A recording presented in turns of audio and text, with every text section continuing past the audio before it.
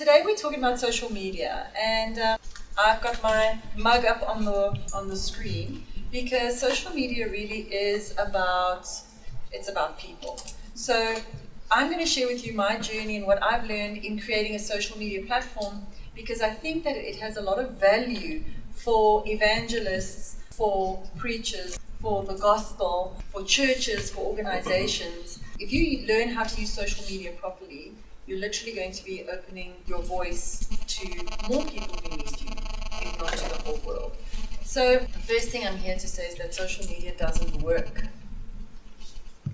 for brands. I don't think that social media works for big companies and big names and big brands, because social media is for social media. It's not for sales. So along come these brands, and every big business is trying to understand how they need to be on social media and how they need to be working social media to get customers. I run a business. I have a digital marketing agency. We have 17 full-time staff members. We do social media for brands. We do digital marketing for brands. We do websites for brands, SEO, paid advertising, the whole shebang. And what I've learned in all of this is how to use social media to make it work for you, both as an individual and as a brand. And the first thing that I need to say is that social media is built around individuals. Social media works for people. So how many people sitting here in the audience now are preachers or teachers, or you have a message and you have a calling? Okay. How many of you enable and assist preachers and teachers? Yeah. So, and how many of you are from, for example, a big church or a church with a name, an established church with a following? Okay, so a bit of everybody is a mixed bag sitting here. What is perfect for ministries is social media.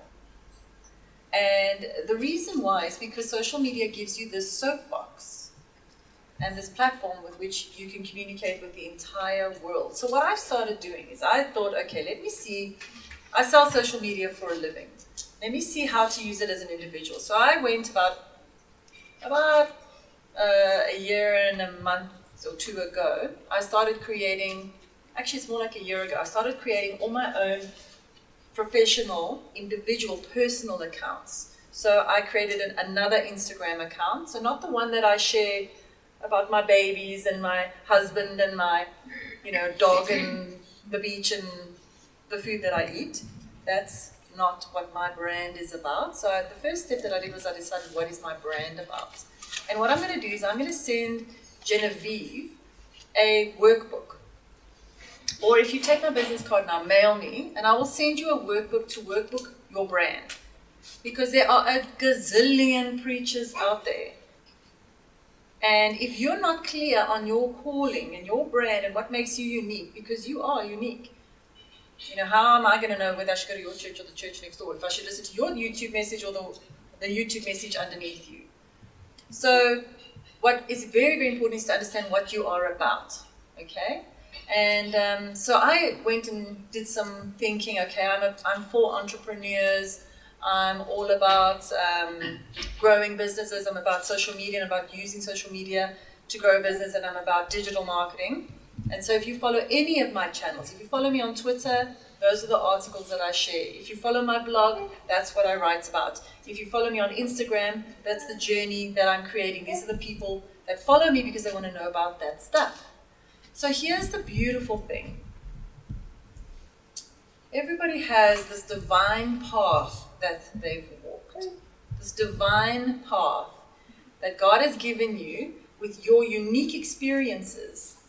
Now you spending so much energy trying to hide your failures and your mistakes and what went wrong in your life. Maybe that's just me trying to keep them away from the limelight. And what I've discovered recently is that there are no failures, because everything is part of this divine path that makes you unique and that's created your story.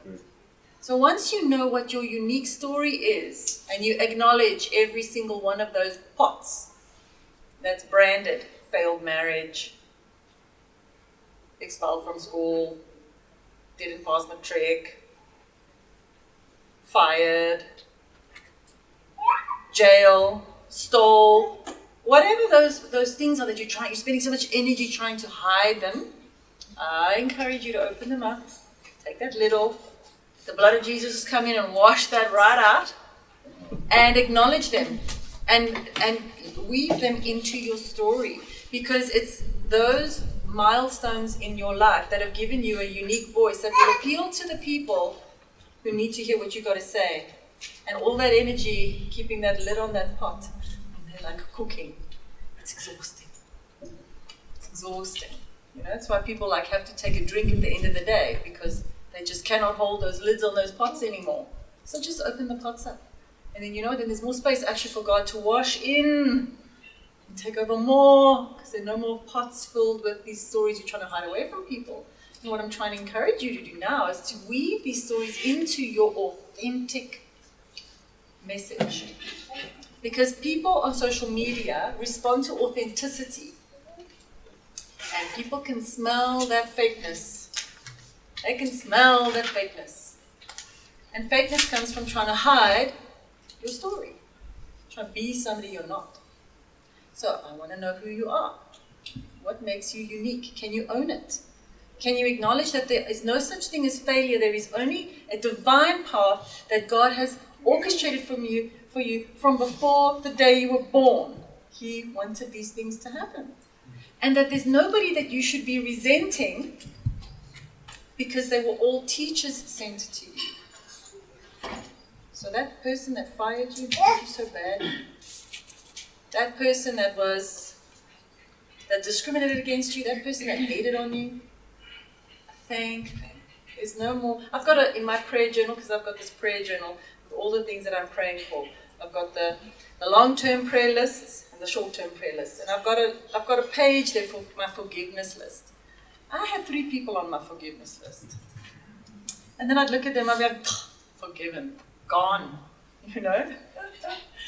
And the other day, God did this.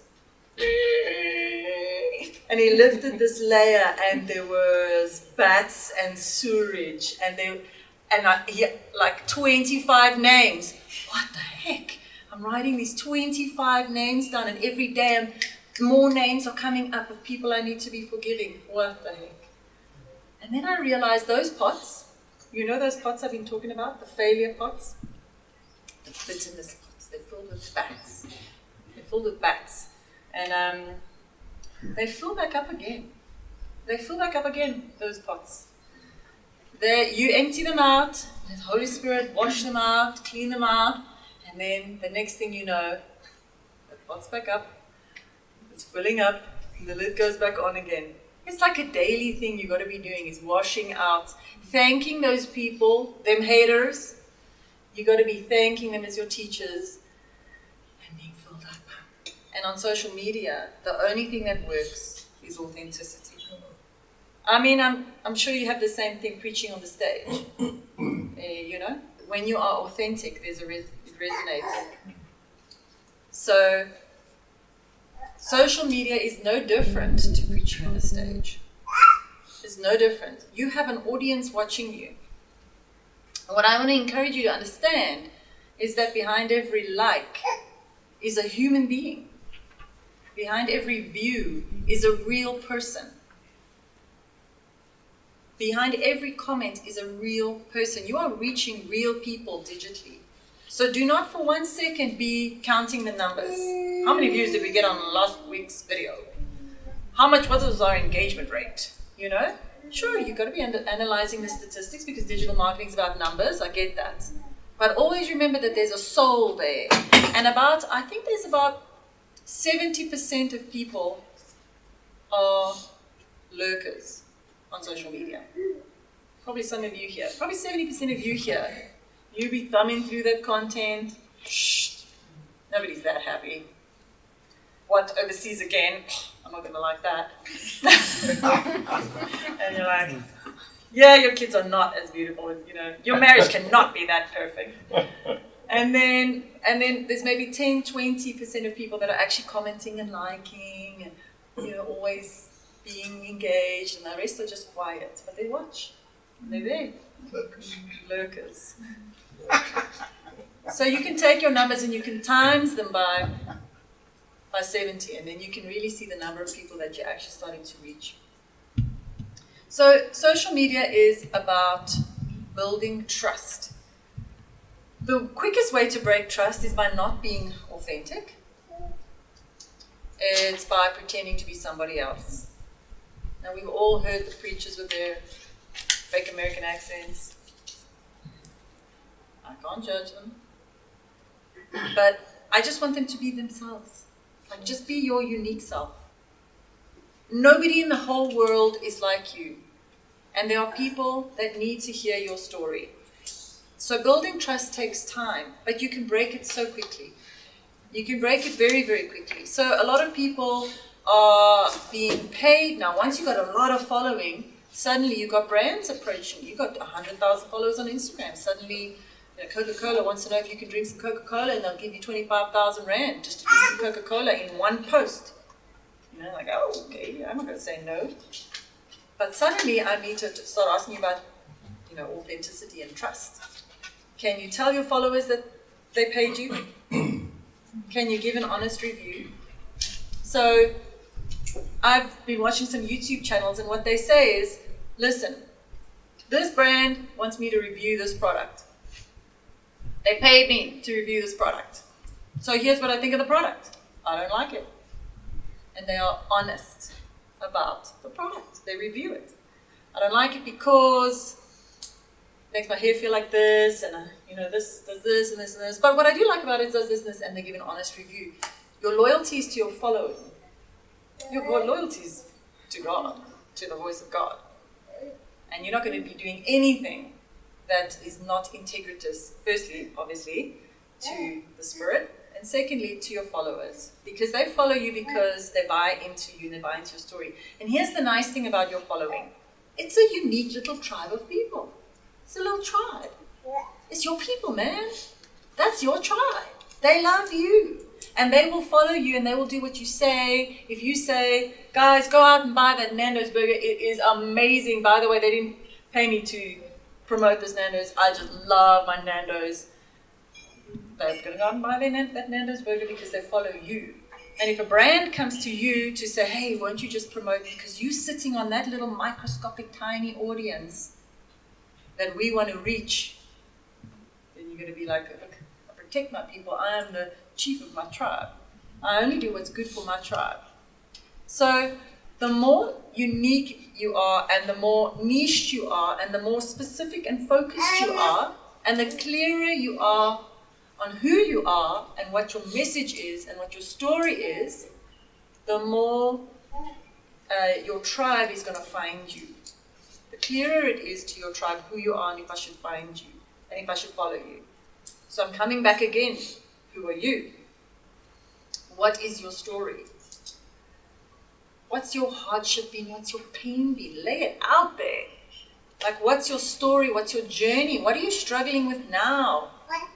Everybody's struggling with that stuff. Let's keep it real. And then the people who like your voice will find you. And you're not going to be like that guy next to you or that lady next to you. You're going to be like you.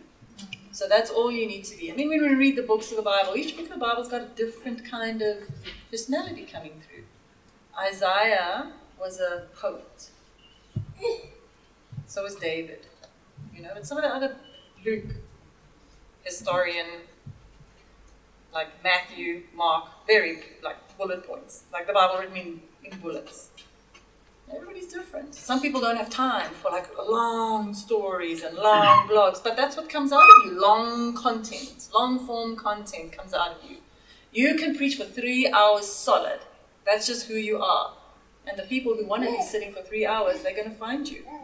And some people that just want them sound bites and them snippets, because that's how your brain thinks in bullet points, they're going to find you. So it's about creating content that comes out of you. It's what is naturally there. And also, I want to encourage you to be studying the people who are doing it right. So in my industry, there are people like Gary Vee and Casey Neistat, and they are using social media the way it's meant to be used for an individual. In your world, there are lots of preachers that are using social media properly. I'm sure you can find them, follow them, And once you've listened to the message first for the message, you listen to it again for the methodology. So you're reading their blog, you first read the message, get the message, and then study their methodology. How did they construct that blog? Did they use subheadings and bullet points? Did they embed a video? Are there photos? Did they embed some Instagram? What have they done with that blog? Let me go and check their YouTube channel, check their Twitter channel, check their Facebook channel, and you start getting an understanding of one ministry. Just immerse yourself in one ministry that's doing it nicely, that you like, and really study each of their different platforms so that you get a deep understanding of what they're doing. And then copy their methodology. Don't copy the message, copy the methodology. Because that's how you learn how to use social media properly. Fake it till you make it. Because the way that we've consumed media has changed, and you know that. That's why you're sitting here today, because newspapers are down 26%. Magazines are down 16%. TV's down 6%. These days, when you're watching TV, you've got a phone in front of you and a tablet. Maybe you're watching what's on TV. Very few times is everyone in the whole family watching the same thing. Remember in the olden days? Everybody used to tune in for Magnum PI or whatever. MacGyver, 18. You know? Everybody used to tune in. The whole family would take their supper and watch there. Or you had to first eat your supper at the table, then run and watch there. Yeah. Now, everybody's watching their own thing. And everything that they're being served is unique to them because of all these algorithms that are running on every single platform trying to show them content that they like. Every single platform's got algorithms.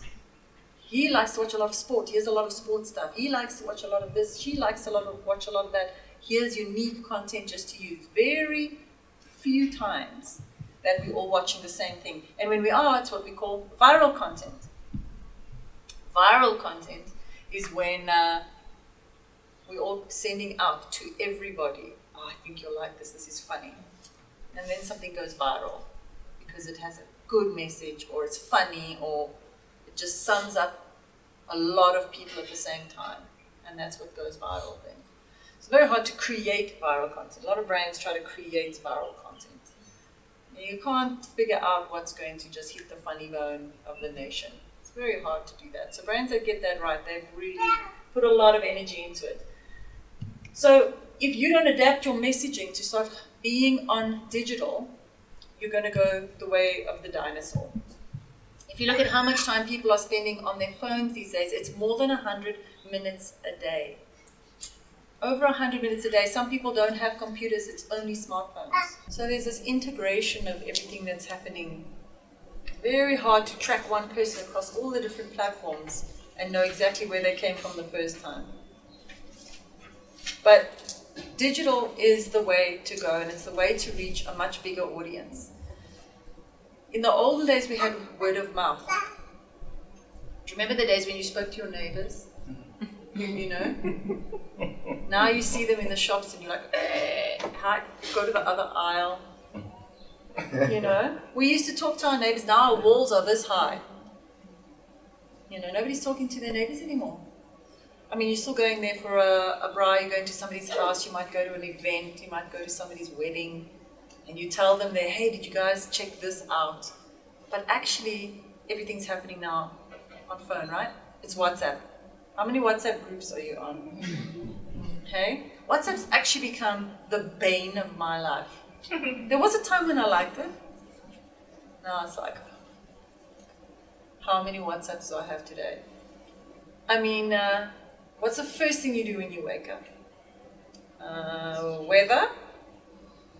No? WhatsApp? Facebook? Twitter? Email? Pray? Everyone's hands go up. That's me. Oh no, that's me. So, obviously, everybody knows it. Phones and being plugged in, it's like what everyone's about. These days somebody sent me a video, did you see it? If you leave your phone at home, you turn around and you go and get your phone, you take it into the toilet with you. When last did you do that with your Bible?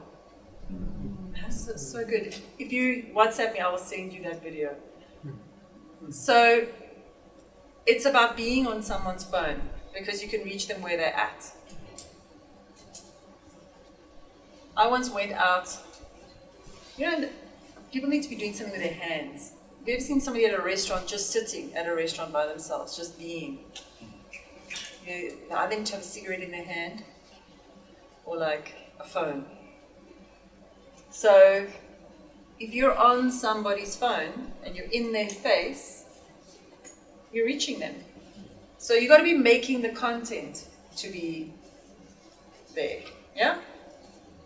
How many of you release content once a month on social media? Once a week? Once a day? Not at all.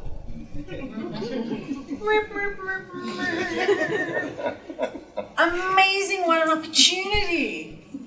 If you start today, think of the change that's going to happen in your lives. Think of the people you're going to start reaching. So here's some things that you might be grappling with. Okay, I've got my church brand. I've got my personal brand, and I've got my private brand. How do I, these three brands? Where do I separate me from the church, from the bride me, or the weekend me? So, in that workbook that I can send you, you decide what is your me brand, and you may have 4 public brands. I'm thinking of starting a Dylan on God, Dylan Kolstad on God channel. And the reason I don't weave it into my just plain Dylan Kolstad on digital marketing and entrepreneurship is because I don't know that everyone following me there really is going to resonate with the God message. I'm not sure. So I'm thinking of starting Dylan on God. But that being said, if I weave entrepreneurship, digital marketing, and God in, that will make me even more unique because people will follow me because I'm the only digital marketing entrepreneur speaking about God. That makes me unique. That will find me a tribe. So I'm thinking of starting another channel as well on makeup tips, which conditioners are great. I've got a daughter with super long hair and a super sensitive scalp. Like the roots, when you brush that hair, they're screaming. Like the neighbors once a week think I'm pouring hot oil on her. So I found all the workarounds. Like I know the conditioner, I know which brush to use, I know the methodology to get the knots out. That's stuff you could be sharing. But I'm not going to stick it on my Dylan Kolstad on entrepreneurship and digital marketing channel or my On God channel. That's kind of a separate channel. So you got to work out. Oh, and then I still have my Shift One digital channel. That is my business channel. That's where my team create content about what we do. Search engine optimization, website building, social media, paid advertising, video, the whole shebang. That's what my team create content on. So once you've decided what those different channels are, step number 1 is to create channels for your church. That's a given. Okay? I'm sure you have them. Step number 2 is to create them for yourself. That's what you need to do. And they need to be separate from your private channels. And then when you start creating your content regularly, you start to get a following who buy into you and your message. So I'm going to show you what I do on my Instagram. So let's have a look at my Instagram. So I have 2 Instagram channels. I have 3 if you include my business one. See, if I click down there, you can see I have 2 accounts. I don't have my work one loaded on here because I don't post, my team posts on that. I have my Dylan Cole, which is the real me, dogs and cats and husband and kids. Okay? And then I have this professional one where I share my nuggets, my learnings, my insights, my journey of being an entrepreneur. I've got about nearly 10,000 followers, and and it's literally just about me. Now, do you see all the selfie type of pictures and videos? it may seem like really weird for you to be doing this, okay? I'm not going duck face, selfie. But what makes it, people are following me. I made a mistake the other day with one of my posts. One of my ex-colleagues that I met up with, he had this amazing insight. And I said to him, oh, you've got to share that on my channel. So I said, okay, talk. And he started talking in and he shared this insight. But now, when I looked at I call this the grid, I saw his mug there. And it ain't pretty. I was like, damn, he's messed up the flow. It don't look pretty anymore. And it's all, like, Instagram is a visual platform. It's got to be you. Your best you. And there's filters, luckily. And I'll literally turn till I find, okay, the light is the most flattering in this angle. So then I had to delete it. And the mistake that I made is I should have introduced him. Hey guys, this is this guy and he's going to talk to us about this. Go! Boom, boom, boom, boom, boom. Because then obviously it would open with my picture. Now I'll tell you why I love Instagram. Instagram, you don't need a video editing crew. I'm going to set you free right now. Because you're sitting there on a pile of excuses, am I right? Write down all those excuses. What's stopping you? I got a bad phone. I don't have data. I don't have a video editing crew. I don't spell very well. I'm not a writer. I'm very shy. What else? Voice of the devil. Why are you listening to that voice? You should know that voice by now, stopping you from reaching your potential. So, now what do we know about manna? I'm preaching to the converted here. Manna didn't last. Tomorrow. Yeah, tomorrow it's rotten. Manna's for today, it's for now. And social media is manna. It's manna. God's dropped some liquid gold into your spirit. Your heart just went boom, revelation, what the heck? Right there, you pick up your YouTube. You make a video. Guys, oh my hat, I just realized that if you look at the Lord's Prayer, it's actually a checklist. If you want to release the power, the glory, the might of heaven, you got to do forgive everyone, bind the devil, declare that you must have, God must provide for you. And once you've done all these things, then the power and the glory can flow in you. That's it. That's your video done. Because at a minimum, you should write it down, and then so that you don't forget it. But the best thing is to capture it when it's hot, when it's just fresh out the oven. It still smells like fresh baked bread. Because that's the way God works, right? Can't bottle the glory for tomorrow. So social media is there for the now. No excuses. In your pajamas, no problem. That can be you. Pajama guy. Because you spend your time in the morning on your knees. It's still dark outside, And you're sharing those nuggets, fresh, like quiet time moments. Or you could be the person that's always driving in the car with a handheld thing, hopefully. I bought one of those sticky circles that you see them on Facebook. I bought one of those sticky circles, slapped it on my dash, and then I slapped my phone on it. It works like a charm. Slap your phone on there, take your video, and you can be the person who's just sharing the nuggets while you're driving. Whatever works for you. But Instagram, the content is short. And I love it because you don't need a video crew. You can take it yourself. And also, it's a blog platform. You can write a long story there. I was showing my Uber driver on the way here. He's like, I want to write a book. I'm like, amazing. Why don't you every single day, as you get the thoughts of your next chapter or your next story, go into Instagram and write it up there. Because Instagram's like a little mini blog as well. You can write this long. You can write this long. Whatever you want to do. You can make a video. You can just do a photo. But there's nothing stopping you right now from using Instagram to release that message into the wild, into the masses, to reach more people. So, obviously YouTube is amazing too. YouTube is, with 10,000 followers on YouTube, you'll have probably over 1 million views, 4 million views. 1 million to 4 million views. And you earn one R1 per, no, hang on, 1 cent per 1,000 views. 1 cent per 1,000. You ain't going to become rich.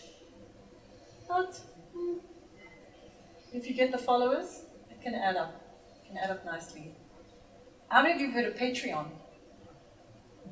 Yeah. Patreon is people donate to you.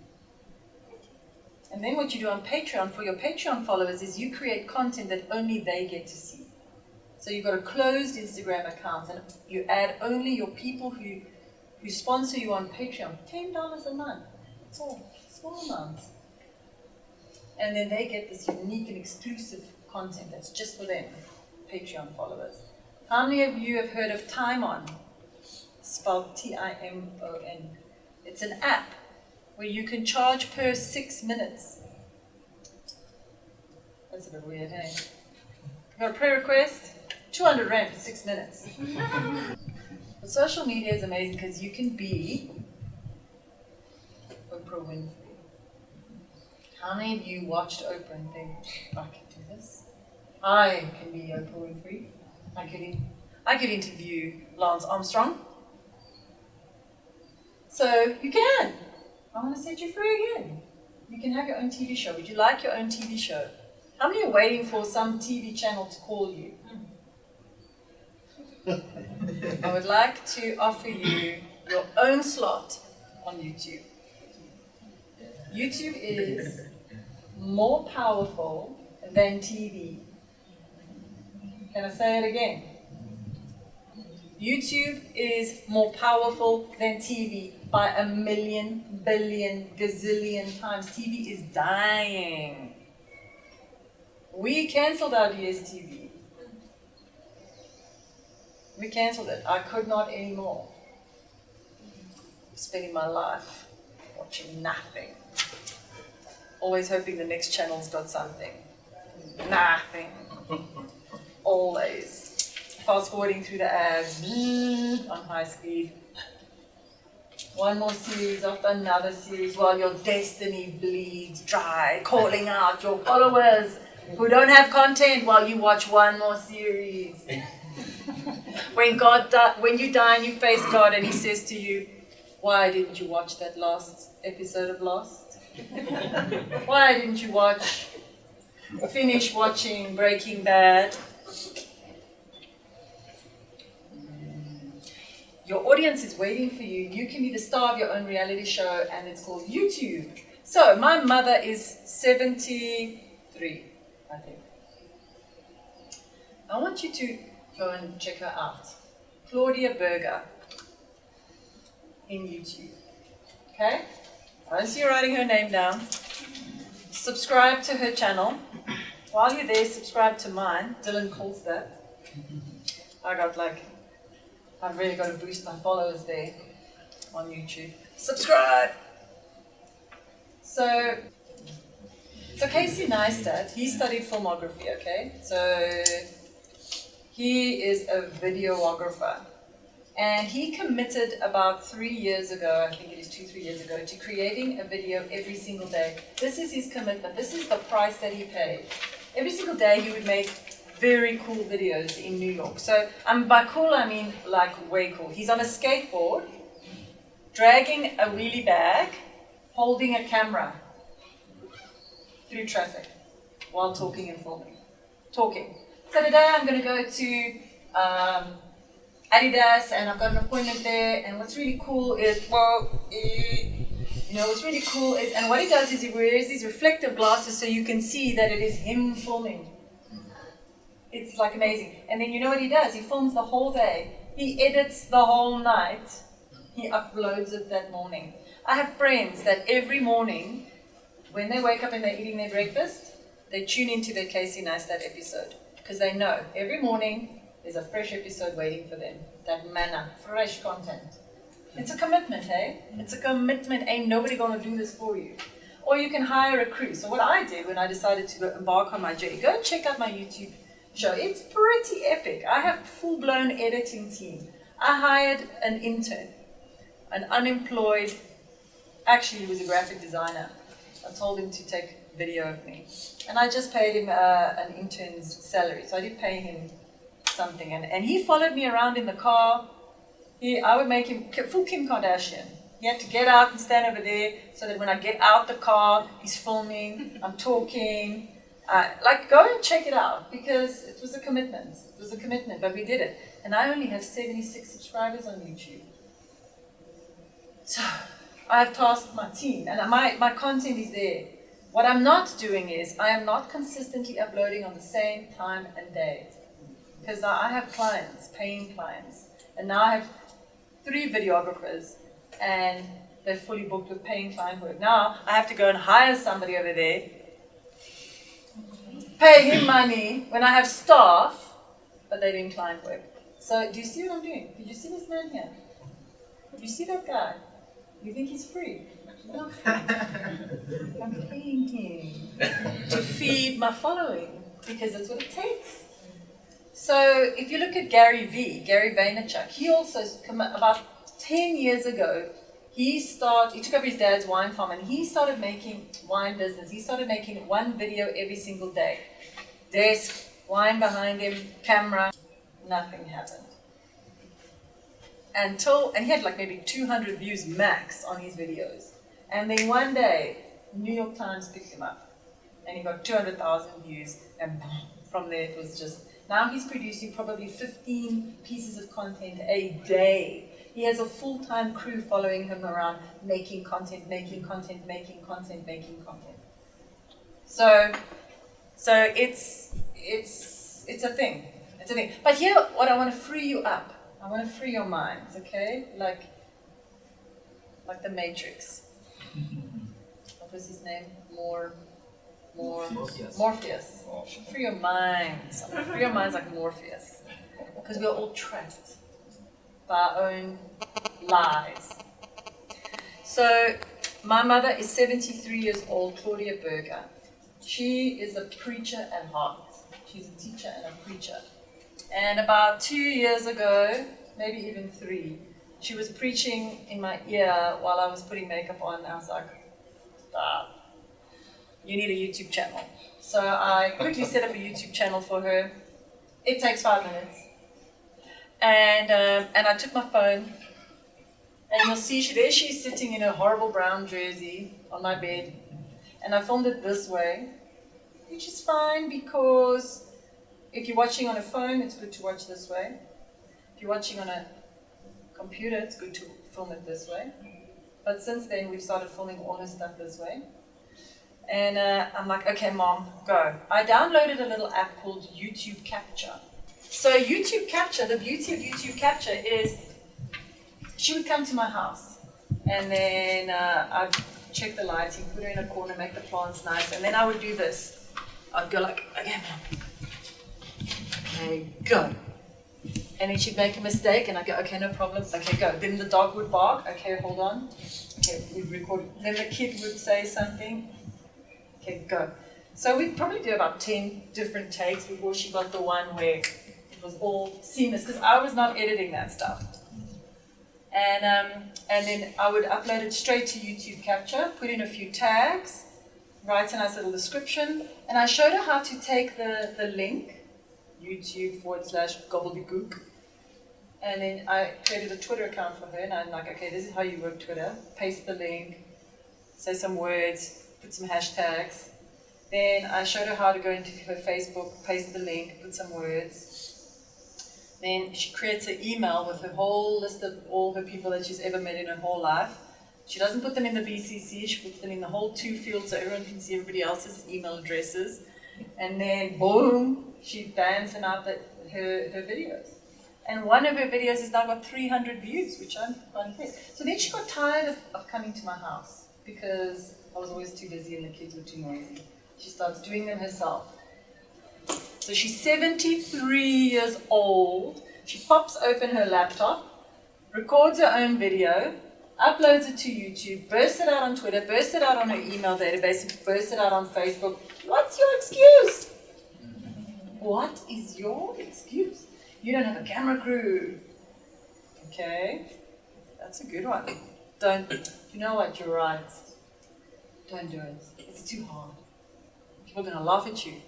So many people are going to laugh at you. Your one subscriber is going to be laughing. You don't know how to use hashtags. The whole world is going to be like, ha ha ha, look at this fool. No, your mother who subscribes to you also doesn't know how to use hashtags. Ain't nobody going to be seeing your content for a very long time. So it's okay to suck in the beginning. It really is. Because you're going to learn. You know? You're going to be like that little baby falling down. And don't delete that stuff. Don't delete those horrible, cringe-worthy videos. Because when somebody finds me for the first time, they're going to go way back on my Instagram. They're going to find those first posts. They're going to be like, whew, she really didn't know what she was doing then. But she knows what she's doing now. She's getting better. So, excuse me. How many of you are sitting on your book? Now, me too. I have like about 7 books in various stages of unwrittenness and semi-writtenness. So here's a great thing I want to teach you about writing a book. If you have a website, and it's a WordPress site, it comes with this fun little thing called a blog. If you don't have a website, there's this amazing free platform called WordPress. It's a blog. So how many of you have ever done a mind map? Yeah, so I want you to homework. Those of you who are sitting on your book, okay? I want you to plan your book. What are your chapters in your book? So your book is called this. Okay, chapter 1 is going to be, maybe it's a bit of my story. Chapter 2, I think I want to cover some of this. Chapter 3, a bit of this. Chapter 4, a little bit of this. You plan out your chapters. And then what you do every single day, not every day, even once a month, I can live with. You write a chapter of your book and you put it on your blog. So now your following sees this latest blog come out called Discovering the Power of You or Discerning the Voice of the Devil, but it's all actually part of your book. They don't know that. You've written a blog, put it out. Maybe you preach about it, get a video, even better. Embed the video in the blog. Boom, amazing. But when it comes time to publish that book, you've got it. Because every single month you've been working on a different chapter of it. You don't have to sit down for 20 hours times 200 and write it because we're all busy, right? But can you write 1 chapter a month? Can you write 1 page a day? And then you release it as your blog. Now, the great thing about releasing it as a blog is that you get followers who follow the installments. Even better, you have a daily installment because people love the daily fix. So you write that night, you upload it. You write in the morning, you upload it. You start your day. Then your followers will come in and they might say, huh? What are you saying? Did you say this? I don't understand. And then you go and you edit the blog to make it more. They're your editors. Somebody might explain to you the difference between your, and your. And they might be like, dude, you're missing, your apostrophes are in all the wrong places. They're editing it for you. You go in, you fix it, you edit it. Then when it comes time to publish your book, you've got your followers, firstly, who helped you edit it. And you're like, guys, because you helped me, I'm going to give you a free ebook of my book. But if you want a signed book, here's my Amazon link, buy it, and I will sign it for you and send it to you. Or here's my website, buy it, and I will. And they were like, amazing. They were part of this journey and helped you co-create this book. And they feel like they are part of this journey. And of course they're going to buy your book. 100,000 people. Done. So can you see how blogging and your book, it's all part of the same thing. Now, you start embedding videos in there.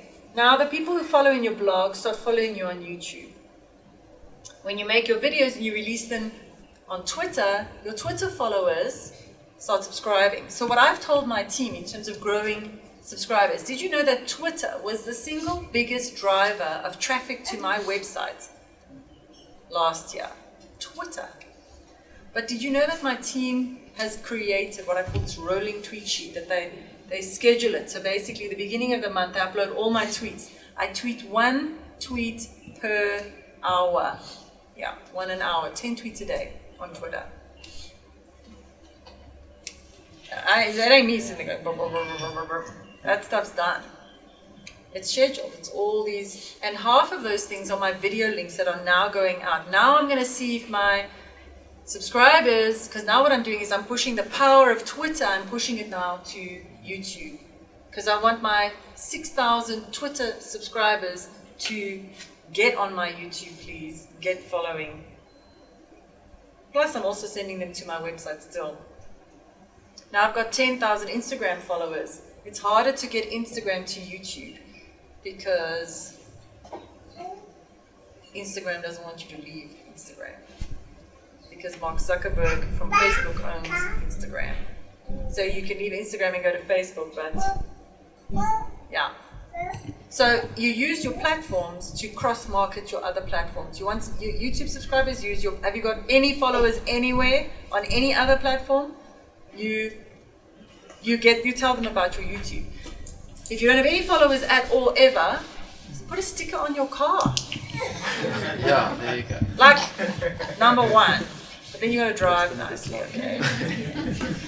Number 2, hashtags. Find people who are talking about something and get in on the conversation. Because people will follow you if you are getting in on a conversation. So let's say what's a trending hashtag today? Anybody? Anybody? Anything? Yeah. So there's lots of riots happening northwest. What's the place called? Mafike. Yeah. Yeah. Mafike, Zeerust. If you find that hashtag and you get in on the conversation with something that is brand authentic to you, if it makes sense, a lot of people will start seeing your tweets and they might follow you. And there you pick up 100 followers there. Every day you can pick up 100 followers a day just doing that. So every morning when you wake up, after your quiet time and your exercise time and your blog writing time, you take some social media time. You check out the trending hashtags, you hop in on the conversation, you bring some glory of God on the conversation because people need that. Don't you be conforming to the world. You're watering down that salt. You be peppering that salt. Come on, guys, the Word of God says this. Boom! Bring it. That's your brand, okay? So you're hopping in on some secular hashtags to bring the glory of God. You can do it. Number 2, you write your blog. You burst it out. Number 3, you be making your Instagram videos every single day. It's a bit of a pain. You got to be feeding them followers. Like there's something now even more to confuse you even more and overload you. I'm gonna release the burden at some point. Instagram has something called stories, which is like disposable content. It disappears after 24 hours. Now your followers want the stories. But this is the nice thing about stories. That's the coffee photo. So the way I describe Instagram is this grid is weighty stuff. This is your training space, your teaching space, weighty. The stuff that doesn't go away. But the Insta stories is this stuff up here.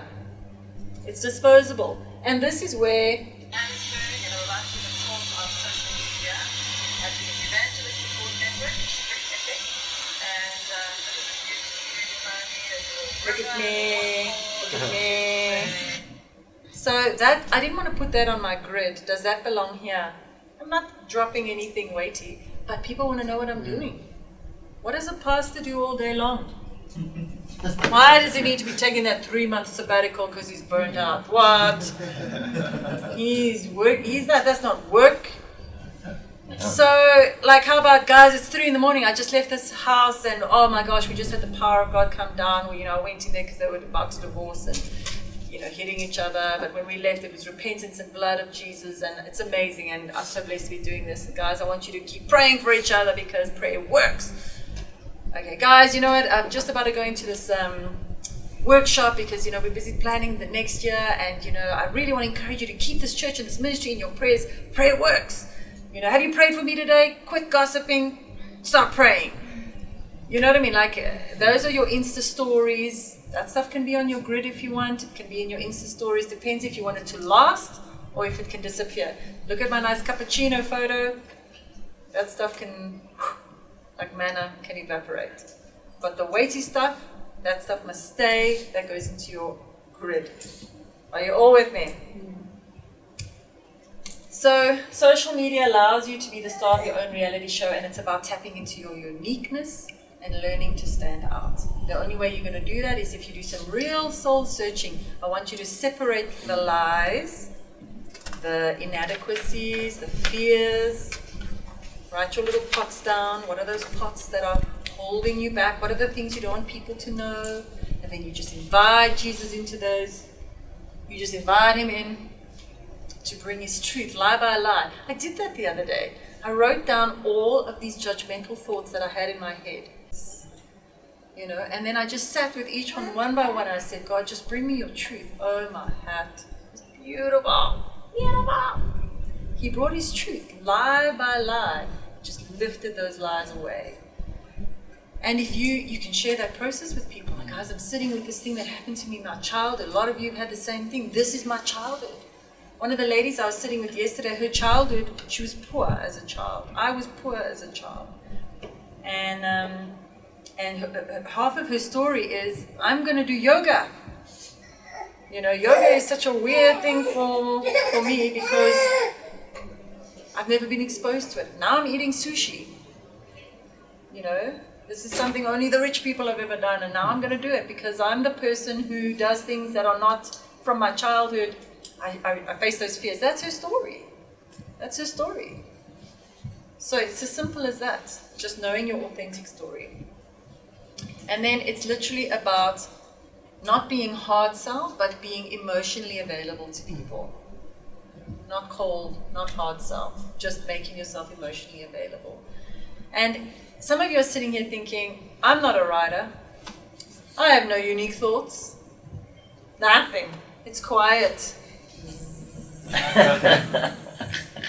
You're sitting there judging yourselves. I can never be doing this. Well, I want to free you.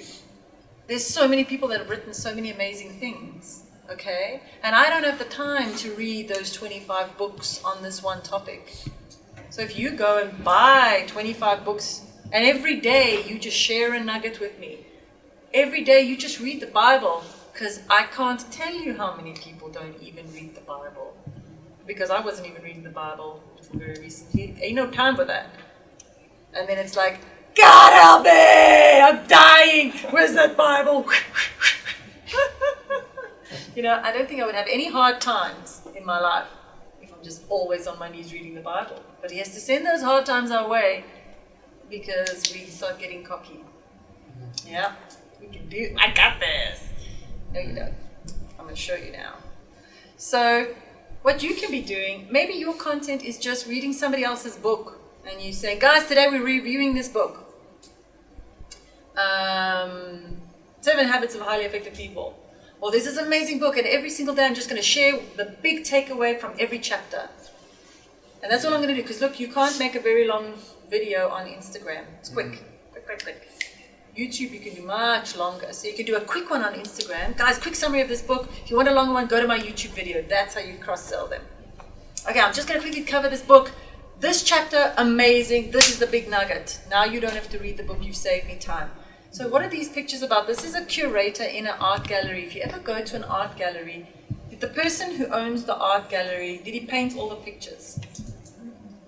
Did she make all the sculptures herself? No, she found the artists. She drove all the way out there into the Bundus. She found these great artists. She bought the pieces from them. She put them up in her little shop, and she says, this is my art gallery. Buy these pieces that I went and found for you. She saved you time. She's the expert in this genre of art. You trust her. She's the curator. You can be the same way with content. I follow you because you find the best content ever. I don't have the time to be finding that content. You find that content. And it's not plagiarism if you are always saying where the original source is from. Did you know you can write a book? This is something people can do. You can write a book, okay? People do this. You read 10 books on the same subject. Okay, go to exclusive books now, go to the library, you You take out 10 books on the same subject. You read them all. You summarize them into one book. And you're just saying, Dylan Cole said in a great new book about building your own personal brand online, she mentioned this by this. And Fred Blogs in his great book, he mentioned that. And this guy, he mentioned this. And you're basically taking each of those 10 books and you're smooshing them into one book. And you're quoting all your quotes. And at the end, you've got your bibliography so I can see exactly what you were reading and where it came from. And maybe you weave in a little bit of your own thoughts. And that's your book. It's a book. It's a thing. People do it. It's a thing. You've saved me from reading 10 books. So you could do that with all. You're like, oh, I can't be writing that. That lady just wrote my book. That was my book. I was going to write that book. And you're sitting there thinking that everything in that book has to be an original thought. No, people don't want only your original thoughts. They want to know what 20 other great people have said about that great original thought. And it makes your book greater. Can you see the spiritual principle here? It's not about being it's about being You know, it's about the sharing and giving and life and generosity of spirit as opposed to it's all me. So that's actually, Google will reward your blog if you've linked it out to top other topics on that subject. So if you're writing a subject about blue water bottles and you're linking out your references and it's to other top articles, Google will put your blog higher up on page 1 because you've done some research. Now the reader doesn't have to do the research. So you can be the curator in this art gallery of content. You can go and find great content. And every morning when I wake up, I go on this great app called Flipboard. Flipboard. Now I'm sure Flipboard has got some Christian channels on it. But basically it amalgamates articles from all over the world by topic. So if I follow Flipboard, I can find these great articles, and then every morning I'll share them out on Twitter, some fresh, I didn't write them, but just to give my followers some fresh content. That's not just by me, you know? Layering different kinds of content. And read a book. There's no shame in reading a book. Warren Buffett reads 8 hours every day. He's one of the richest men in the world. 8 hours every day. And you're like, I don't have time to read. Reading is an investment in yourself. If you can't read, because you don't like to read, there's these amazing audiobooks. And there's even apps that summarize the book for you, so you don't even have to read the whole book yourself.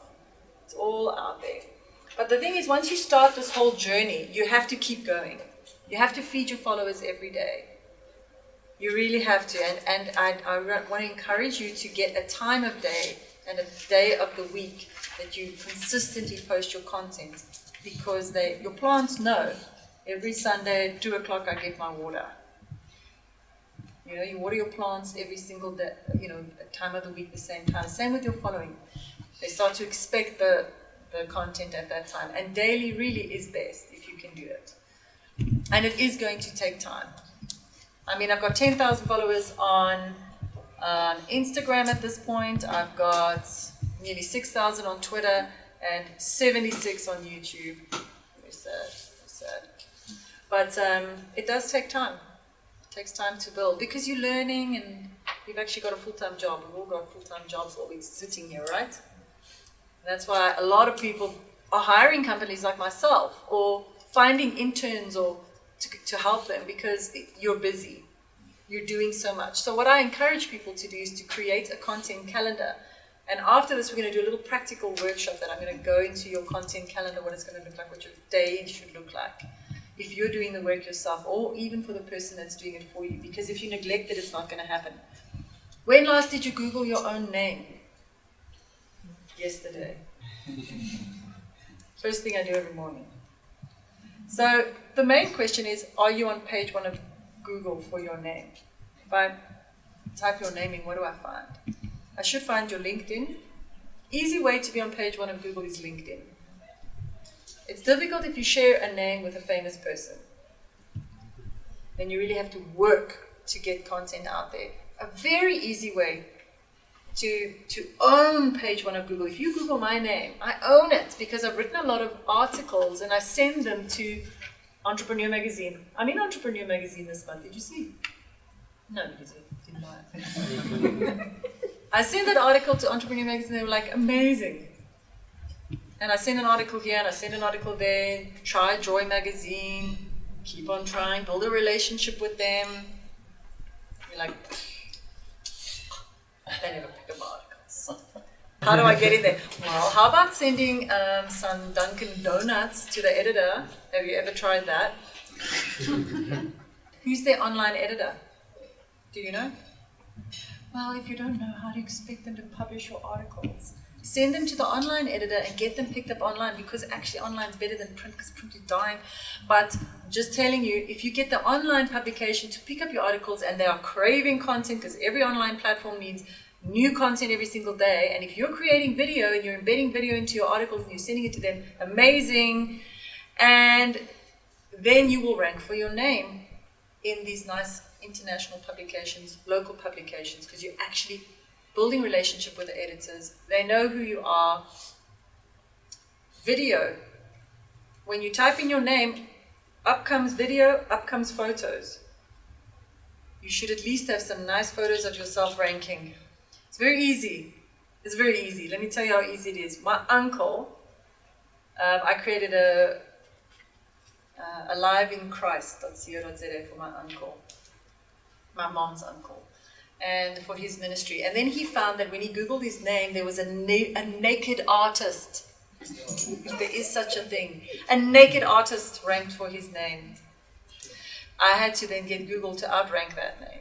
So I did. It was very easy. I just went on his blog and I added loads of pictures and I named each picture and I put the alt tag in on each picture and I put the description and the meta tag and the blah, blah, blah. And I just loaded up lots of pictures and it didn't even take a very long time and we outranked the artist. So you need to rank for pictures, you need to rank for video, you need to rank for articles that you have written and sent to other publications, and you need to rank in your own website. Have you registered, have you bought your own name URL? DylanKolstad.com. Do you own your name, Hein.com? Have you bought it? Bought my wife's. I'm still. I'm gonna buy that name URL. You can buy it from me. No. Guy is good. So just excuse me a second. Well, why haven't you bought your name? Yeah. Somebody's gonna buy it. Yeah. Can I tell you that your URL, the web name, is more important than a business name, like your ministry name. If you haven't bought the URLs yet, because you haven't had the time to buy the web, don't even worry about building the website. Own the URL. Buy that thing in .co.za and .coza. Own it now for the future, because somebody's going to be born with your name very soon, or somebody's going to see your work and then buy your name before you buy it. I had a young entrepreneur contact me, and he's using a Gmail address, and then at the bottom he called it his brand name. I'm not going to tell you because I still don't know if he's done this. He's like, he called it his company name. So I went and I Googled his company name. He hasn't bought the URL. So I mailed it back and said, I'm going to buy your URL. You can buy it from me. I just wanted to like irritate him. And he still didn't buy it. So if you don't own your URL, what you going to do? The real DylanKolstad.com. DylanKolstadMinistries.com. And then your email address is this long. Dylan@DylanKolstadMinistries.com. So make sure you own your URL and make sure you rank on page 1 of Google, because you've got to be doing it. Okay, so what are the 3 things you are going to change today? Today. You're going to go and sit out there on the deck before you go off to your next meeting, and you're going to write down your brand essence. And as I said, you can email me and I'll send you a workbook. Anyone can email me and I'll send you this workbook to create your brand essence, who you are about. What is your authentic story? What is your messaging? What is your niche? So that's the first thing you're going to do when you leave this workshop. Number 2 is you're going to decide which channel you're going to master. So if you're sitting here thinking, I'm not on Facebook, that's okay. Which platform are your followers on? And can you Can you master that channel? Pick one channel and become the master of that channel. And then can you start doing something? Can you start today?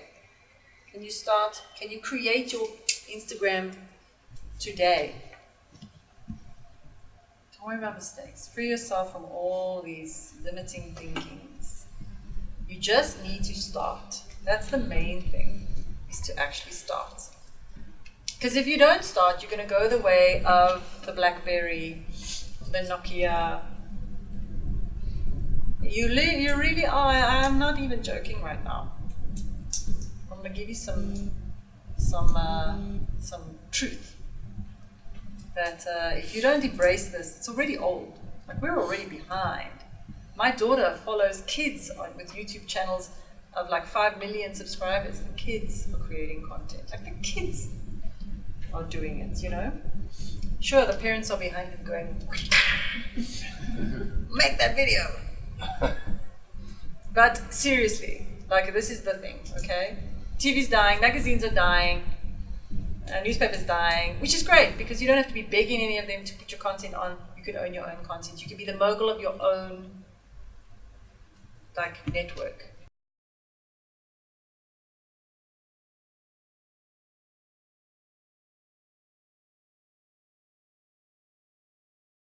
Yeah, so LinkedIn, you're absolutely right. LinkedIn is a platform for businesses. So the question is, do people on LinkedIn not want to hear your message? You're going to have to figure that out. They do. They do. So are you telling, you have to figure it out. So if I'm on LinkedIn, do I not want to see that encouraging post, that picture of the sunset with a scripture on it? I think they do.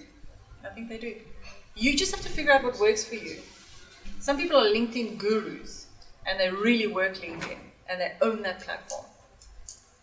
You have to work it out. Go and check if there are other evangelists on it. Tony Robbins is on LinkedIn, and he's always sharing encouraging messaging. If you got the encouraging message, you have an audience anywhere. People are struggling.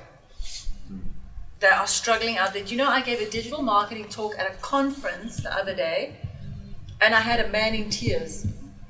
Because I was telling him that encouraging content is what is needed. People are struggling, they feel inadequate. You drive past that, how many of you drive past that Range Rover, there's like a knife in your back? Oh, where's my Range Rover? I should be driving that Range Rover, where's my Range Rover? You know, we judge ourselves so harshly. I should be famous by now and rich.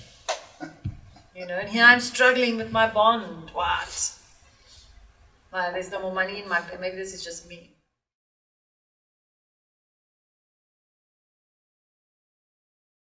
That is a very good question. How many hashtags are appropriate? So in Instagram, what I find that Instagrammers are doing is you can use 3 hashtags at the end, like 3, I wouldn't put much more than 3.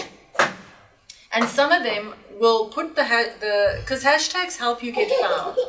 So if I click on entrepreneur, oh, you popped too. If I click on hashtag entrepreneur, I'm going to find everyone that's posting about entrepreneur, and then I can find people.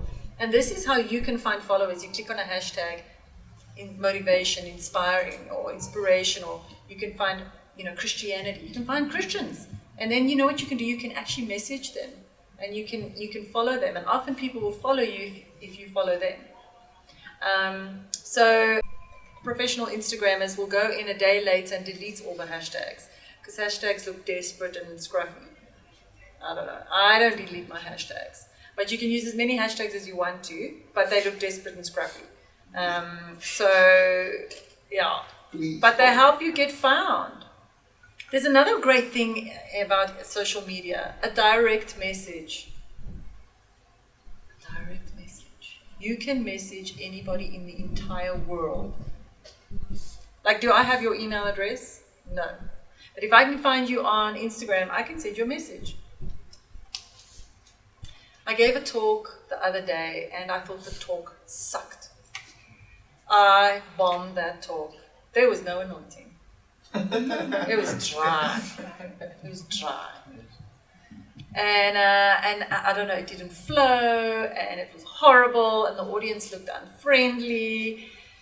And I left there thinking, yo, what did I do wrong? I don't even know what I did wrong. It's the same talk I've been giving, like, but I don't know. Anyway, so whatever. This morning I got a message, a direct message from someone in the audience. Oh my goodness, you're amazing. It was the best talk. You were the best speaker there. The guy before me was amazing. I think I was intimidated by his act. I was like, whoa, I can't follow this act. I don't even know. And she was like, you were the best speaker there. You've inspired me. You've motivated me. I took a screenshot of that. Sending it out to all my, oh my gosh, thank you, Jesus. It did not suck totally. So, so the whole thing that I want to share with you about direct messaging is that if you direct message some of your followers and say, hey guy, hey, how you doing? Are you struggling? Are you okay? Is everything, can I pray for you? You're building relationship, one-to-one relationship with these people. If you actually go on your followers' posts and like some of their posts and comment, they feel like you actually invested in them. It's not just about me.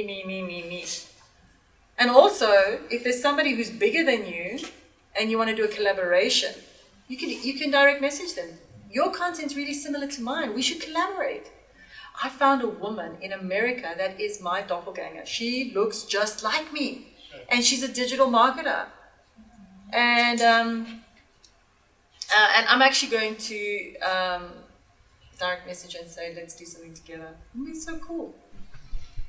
So collaborating, we've kind of got an equal following, that kind of thing. So yeah, direct messaging is a super powerful thing.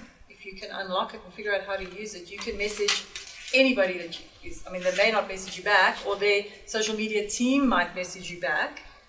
They may not actually have somebody on, if they've got a lot of followers, but you can actually email a lot of people. So yeah, that also just frees you up a little bit. So every new year, it's amazing. Every new year, I would start the new year thinking, okay, this is my New Year's resolution, right? And then, like what? 15 days later, I'm no longer banting. I'm back on the chocolates, And then I'd be like, oh, flip, I need a line in the sand. So every new year, I get back on the wagon properly. Okay, the rest of the year's all right. Just gonna do those chuckles from Woolworths. Damn you, Woolworths. Chuckles. So, I just want to set you free. What's today? Friday? Yeah, I'll give you the weekend off. Monday, it's got to be New Year somewhere in the world. Monday's your New Year. Your New Year's resolution to do something differently, to embrace this digital thingy-majiggy, this newfangledness. Embrace some platform. I'll never be on social media. Fine. Look, I must be honest with you. I hate Facebook. I don't even go on that. It's about 2 years ago that I last went on Facebook. I use Facebook in my business to sell for adverts, but as a platform, as a business, your content will never be seen unless you pay and boost it. So I don't like Facebook. But as a brand, as a personal brand, Instagram is so beautiful. Twitter, you can find such an audience on Twitter. Do you know how many people use Twitter? It's big. It's big. Like I did a talk for township entrepreneurs the other day, and they were telling me which platforms they're personally on, and Twitter was a big one because it's free. Your data is free on most cell phone platforms. And Twitter, you can follow all the gossip, everything. You can watch TV on Twitter. Like the State of the Nation address last year, I watched it on Twitter. I clicked on the hashtag and I saw everything unfolding as people were just posting what was happening. It was like live unfolding of events.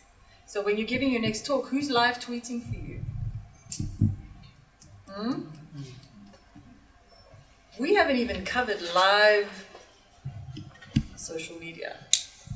Because let me tell you, at the top of the pyramid of social media is live Facebook streaming, live Twitter streaming, live Instagram streaming, where you got somebody filming it live.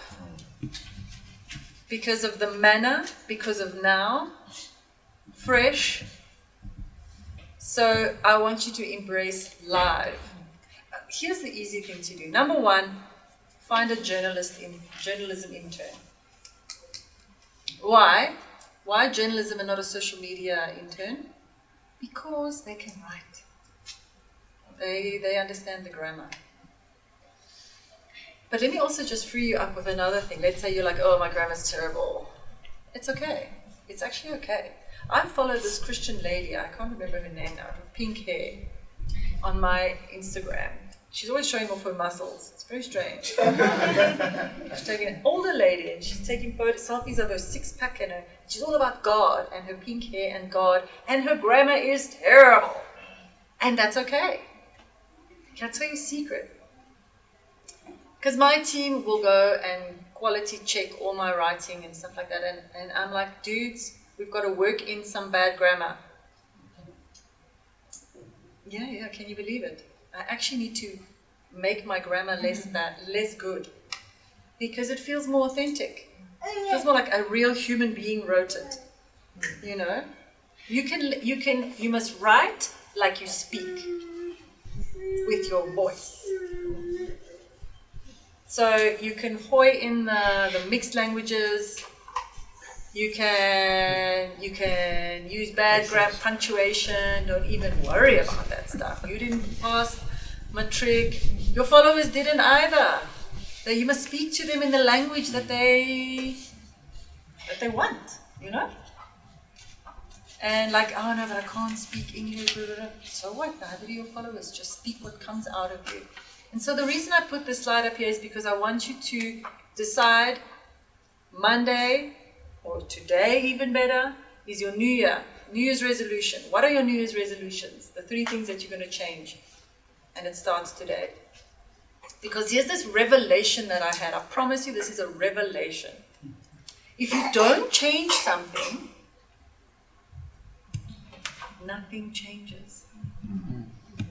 You sitting here now, write down how much is in your bank, the car you're driving. You're going to be sitting in the same situation in a year's time unless you change something. Yeah? Mm-hmm. What do you need to change to become what you want to be? And so question number 1 is, what do you want to be? Do you have a picture in your mind that you can, a God picture, that vision He has given you? What is that vision? And if you don't make the change every morning, so every morning when I do my quiet time, I have this beautiful morning routine that I've started. So I swear if I don't do this routine, the day is shot. I wake up early. First thing I do, I have this great app. This is not an advert, called 8Fit. Oh my hat. Number 8, FIT. Love this app so much because it tells me the exercises to do. It shows me the video. Like, have you gone to the gym and then you don't know what to do? You kind of just copy that guy. Okay, he's doing this. Do this. What should I do now? Oh, I'm just going to go home. So, my 8Fit app gives me the exercises, 15 minutes. Boom, done, okay? Do my exercises, tick. Then I work my prayer list from beginning to the end. All the things that are troubling me, I check him in with God. Then I read my Bible. Read my Bible. Okay, then I pray. And at the end of the day, when I'm finished with my praying, then I visualize my day. And then I compare in my mind my day versus my vision. I should not have one meeting that is not building the vision. Should not see one person that is not building the vision. Because we are so busy. We are so busy. We are so busy being busy. I'm so busy.